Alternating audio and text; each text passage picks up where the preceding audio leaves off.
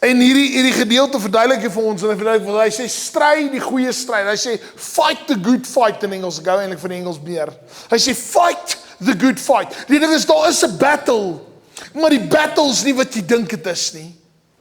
Die battle is om goddelik te bly in die storm.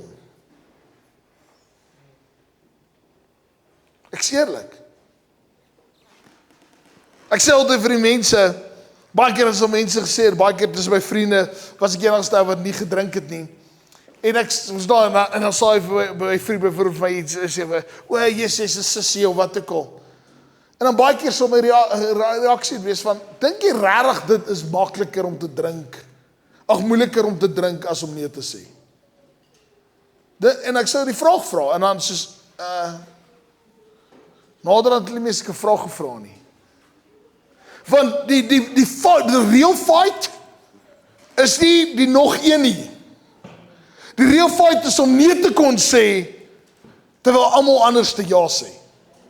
Wanneer, dit is die fight is om God op te hou, wanneer die wêreld sê gaan aan. Daai is die battle.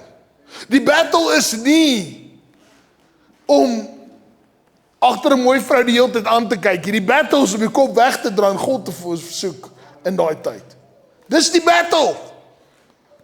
En dit is wat sterk manne maak. Dis wat sterk vrouens maak, is om God te kies bo die vlees. Dis daai shift. Dis dit wat die verandering bring. Dis dit wat maak wie ons is. Hy sê stry die wat?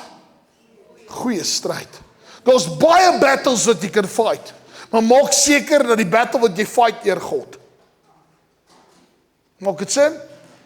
Die stryd wat jy, die geveg wat jy aan het, maak seker dis 'n goeie geveg. Dit eer God. Hy sê die goeie stryd van wat? Van geloof.